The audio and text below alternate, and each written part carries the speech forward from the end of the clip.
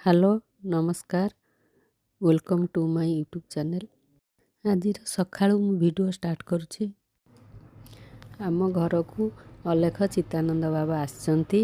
ଆମେ ଏବେ ତାଙ୍କ ପାଖକୁ ଜଳଖିଆ ନେଇ ଦେବିକା ମୁଁ ଭାଉଜ ବାଟରେ ଯାଉଛୁ। ତାଙ୍କ ପାଇଁକା ଅଲେଖ ଟୁଙ୍ଗି ହୋଇଛି ନଈ କୂଳରେ, ସେଠିକି ଆମେ ଏବେ ଯାଉଛୁ। ଆମେ ଏବେ ସେଠାରେ ପହଞ୍ଚିଗଲୁ। ସେ ଗେଟ୍ ଭାଉଜ ଖୋଲିଲେ, ଦେବିକା ମୁଁ ଭାଉଜ ତା ଭିତରକୁ ପ୍ରବେଶ କଲୁ।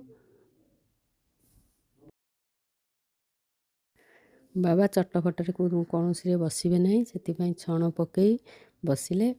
ତାପରେ ଠୁଙ୍ଗା ତିଆରି କରିଥିଲେ ବାବା ନିଜ ହାତରେ, କଦଳୀ ପତ୍ରରେ ଠୁଙ୍ଗା ଆଉ ପତ୍ରରେ ପକାଇ ପତ୍ର ପଡ଼ିଲା। ଭାଉଜ ବାଢ଼ିବେ ଖାଦ୍ୟ ଆଉ। ଭାଉଜ ଖାଦ୍ୟ ବାଢ଼ିଲେ ପତ୍ର ପକାଇକି। ପ୍ରଥମେ ଯେଉଁ ସୁନୁ ପାମ୍ପୁଡ଼ି ଦିଆହେଇଥିଲା ବାବା ନିଜେ ହାତରେ ନେଲେ ସୁନୁ ପାମ୍ପୁଡ଼ି। ଆମ ଦେବିକା ବସି ଖାଇବ ବୋଲି ତା ପାଇଁ ଗୋଟେ ପତ୍ର ମୁଁ ପକାଇଲି। ଦେବିକା ତା ପତ୍ରରେ ବାବା ସୁନୁ ପାମ୍ପୁଡ଼ି ଦେଲେ।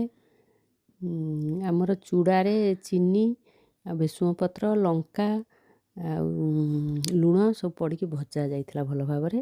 ତାକୁ ଭାଉଜ ବାଢ଼ୁଛନ୍ତି ବାବାଙ୍କ ଇଏରେ, ପତ୍ରରେ ବାଢ଼ିବେ। ବାଢ଼ିଲେ ହେଇ ଭାଉଜ ବାଢ଼ିଲେ। ତାପରେ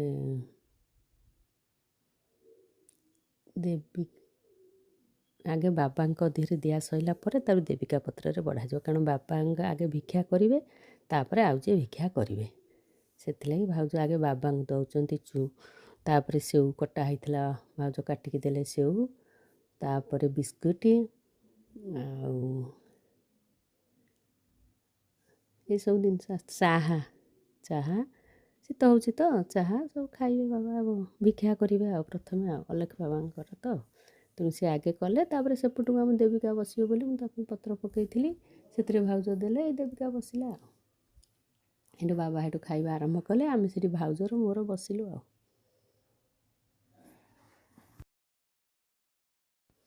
ବାବା ଖାଉଛନ୍ତି, ଆମେ ସେଇଠି ଭାଉଜର ମୋର ବସିଛୁ। ବାବା ଚାହା ପିଇଲେ। ତାପରେ ଦେବିକା ଅନସା କରୁଛି, ନାଜ ହେଉଛି ଖାଇବା ପାଇଁକା। ତାପରେ ଆମ କୁନା ଭାଇ ଆସି ପହଞ୍ଚିଲେ। ତାଙ୍କୁ ସେଇଠୁ ଭାଉଜ ବାବା ଯେଉଁ ଠୁଙ୍ଗା କରିଥିଲେ ସେଇ ଠୁଙ୍ଗାରେ ଭାଉଜ ଧୋଇକି ତାଙ୍କୁ ଚାହା ଟିକେ ଦେଲେ। ବିସ୍କୁଟ ଯାଚିଲେ, ବିସ୍କୁଟ ଖାଇଲେନି, ଖାଲି ଟିକେ ଚାହା ପିଇଲେ ଆଉ।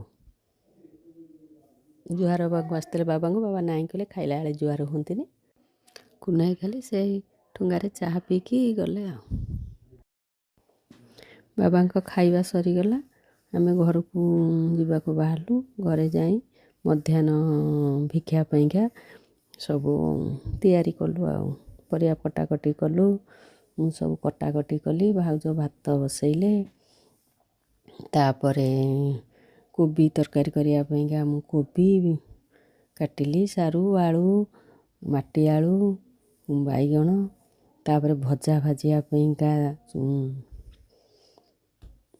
ସିମ, ଆଳୁ, ବାଇଗଣ, ମୂଳା ସେ ଭଜା ହେଲା। ଶାଗ ଆସିଲା, ନଡ଼ିଆ କୋରା ହେଲା, ଶାଗ ଭଜା ହେଲା, ନଡ଼ିଆ ଚଟଣି ହେଲା, ବଢ଼ି ଭାଉଜ ବଢ଼ି ଭାଜିଲେ, ବଢ଼ି ଚୁରିଲେ।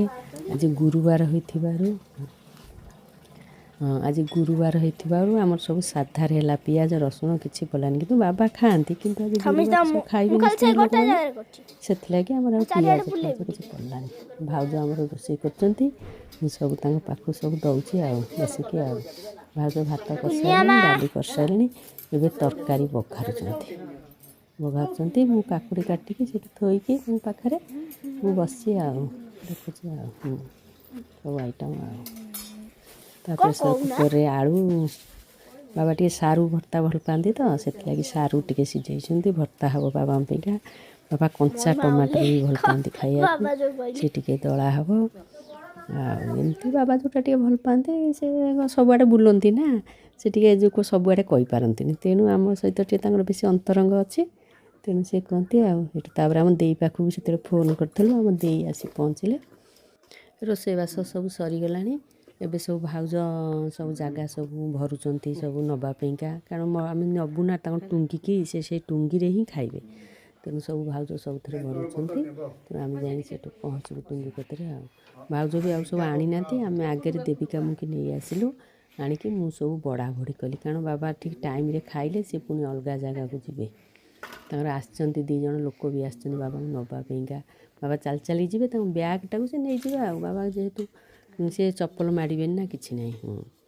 ସେଥିଲାଗି ସବୁ ମୁଁ ସବୁ ବଢ଼ାବଢ଼ି କଲି। ଭାଉଜ ଆଉ ଆସିନଥିଲେ, ମୁଁ ସବୁ ବଢ଼ାବଢ଼ି କଲି। ବାବା ତାଙ୍କର ପତ୍ର ଦେଇ ଯାଇଥିଲୁ, ଆଉ ପତ୍ରରେ ଠୁଙ୍ଗା କରିକି ଖାଇବେ, ସେ ଆଉ କେଉଁଥିରେ ଖାଇବେନି। ତେଣୁ ପତ୍ର ପକାଇକି ଆଗେ ବାବାଙ୍କୁ ବାଢ଼ିଲି ମୁଁ। ବାବା ଆଗେ ଭିକ୍ଷା କଲେ, ତାପରେ ସେ 2 ଜଣଙ୍କୁ ଦେବି ଆଉ। ବାବାଙ୍କ ପାଇଁକା ଭାତ ହେଇଥିଲା, ଡାଲି ହେଇଥିଲା, ମୁଗ ଡାଲି ହେଇଥିଲା, ତାପରେ କୋବି ତରକାରୀ ହେଇଥିଲା, ବଢ଼ି ଚୁରା ହେଇଥିଲା, ଶାଗ ଭଜା ହେଇଥିଲା, କାକୁଡ଼ି ସାଲଟ ହେଇଥିଲା, ନଡ଼ିଆ ଚଟଣି ହେଇଥିଲା, ଆଳୁ ଭର୍ତ୍ତା ହେଇଥିଲା, ଟମାଟର ଟିକେ ଚକଡ଼ା ହେଇଥିଲା, ଆଉ ସାରୁ ଟିକେ ଭର୍ତ୍ତା ହେଇଥିଲା। ଏତିକ ଆଇଟମ୍ ହେଇଥିଲା ଆଉ।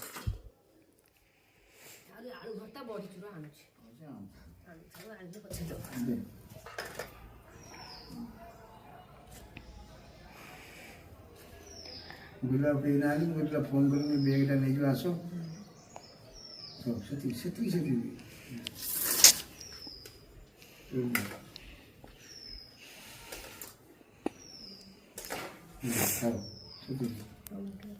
ଛୁଆ ଖାଇବା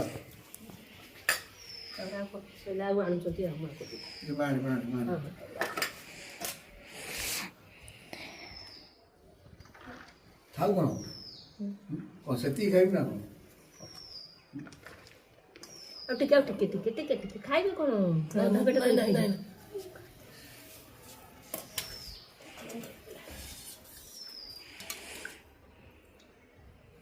ଖାଇବେ କ'ଣ? ମୁଁ ଖାଇକି ବା ଗୋଟେ କାମ କରୁଥିଲି ବାରିରେ, ଆଉ ସେ ମୋ ବିଷ୍ଣୁ ଭାଇକୁ ଆସିବା କଥା ଦେବା ପାଇଁ, ଆଉ ସେ କହିଲା ମୁଁ ଟିକେ ହେଇଛି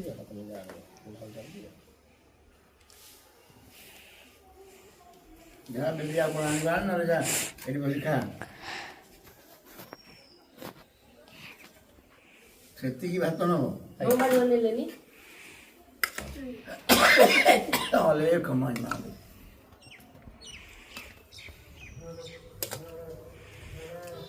ତରକାରୀ ଟେକି ଦେଇକି ଖାଇଲେଣି।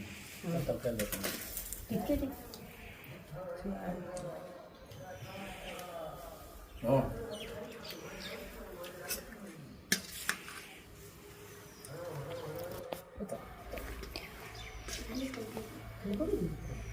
ଟିକେ ଟିକେ ଲଗାଇ ଦଶ ମିନିଟ୍ ଖାଇଲେଣି। ହଁ ଖା ପରି ଖା।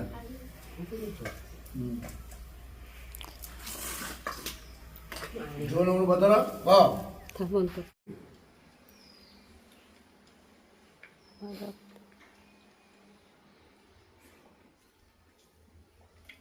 ହାତ ନା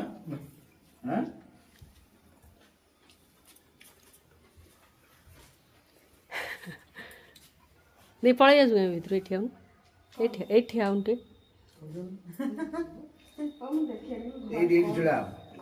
ଏଇଠି ବାବାଙ୍କ କତ ଏଇଠି ଆଉ। ତା ଝିଅର ସବୁ ପଠଉଛି ତ ସବୁବେଳେ।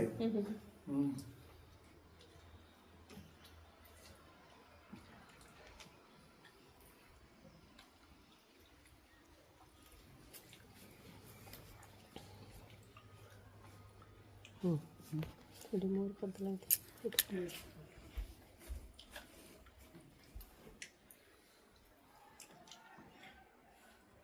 ବାବାଙ୍କୁ ଡାଲି ଦେବି। ଡାଲି ହଁ ଆଉ ଡାଲି ଆଉ କ'ଣ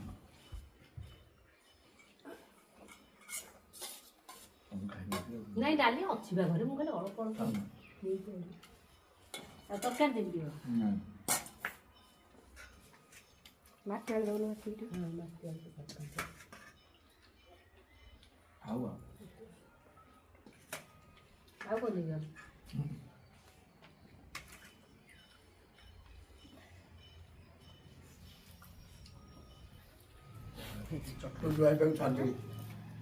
ପିଆଜ କଟାକି ଭର୍ତ୍ତା ହେଇଥାନ୍ତା ଆଉ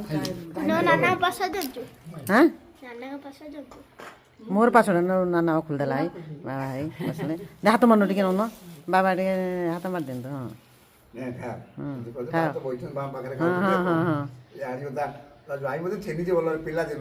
ହଁ ଦେ ପାଟିକି ନିଅ। ତୁ ଅନୁକୁ କାହିଁ ଛାଡୁ ତୁ କାମ ତମେ କରିବୁ। ଖାଉନ ତମର ତୁ କାହିଁ ଛାଡୁ କରୁନୁ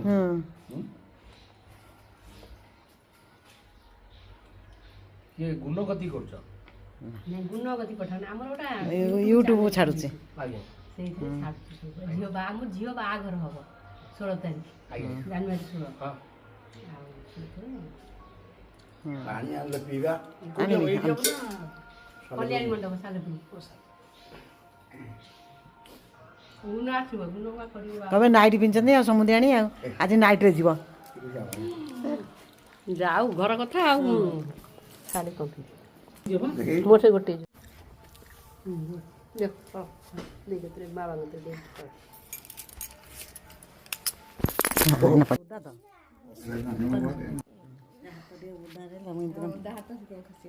ହଁ ସେଇ ଶରଣୀ ପଡ଼େ ଅଲେଖ ଧୋଇ ପଡ଼େ ତୁ ଶରଣୀ ପଡ଼େ ତୁ ପଛରେ ନେବୁ ଲୋକ ଏଇଟା ନେବ ରହିତା ରହିତା ଅଲେଖ ଆମକୁ ସେ ପିଲାକୁ ଚିହ୍ନିଛନ୍ତି ଆଉ ଏଇପଟେ ଶରଣୀ ପଡ଼େ ଅଲେଖ ହଉ ମହାପ୍ରଭୁ ସମସ୍ତଙ୍କର ସର୍ବଶୁଭ ମଙ୍ଗଳ କରନ୍ତୁ ମହିମା ଅଲେଖ ଶୁଭ କାର୍ଯ୍ୟ ପୂର୍ଣ୍ଣ କରନ୍ତୁ ମହିମା ଅଲେଖ କଣ୍ଢେଇର ମନୋବାଞ୍ଛା ପୂର୍ଣ୍ଣ କରନ୍ତୁ ମହିମା ଅଲେଖ ସମସ୍ତଙ୍କୁ ପ୍ରଭୁ ଶାନ୍ତି ଆରେ ରଖନ୍ତୁ ସୁଷମାକୁ ଦୟା କରନ୍ତୁ ଅଲେଖ ଜୟକୁ ଦୟା କରନ୍ତୁ ସମସ୍ତ ପିଲାମାନଙ୍କର ସର୍ବଶୁଭ ମଙ୍ଗଳ କରନ୍ତୁ ମହିମା ଅଲେଖ ମହାପ୍ରଭୁ ସମସ୍ତଙ୍କୁ ଶାନ୍ତି ଆରୋଗ୍ୟ ରଖନ୍ତୁ ମହିମା ଅଲେଖ ତାଙ୍କ ଦାମ୍ପତ୍ୟ ଜୀବନ ସୁଖମୟ ହଉ ମହିମା ଅଲେଖ ରହିଲା ଆଉ ଟିକେ କରିଦିଅନ୍ତୁ ଇଏ ମୁଁ ଟିକେ କରିଦିଏ। ନା ଭାଇ ନା ନା କୁହନ୍ତୁ ସେଇଥିରେ ହଉ ପ୍ରଭୁ ଦୟା କରନ୍ତୁ ଅଲେଖ ସୁଶାନ୍ତ, ସୁମନ୍ତ।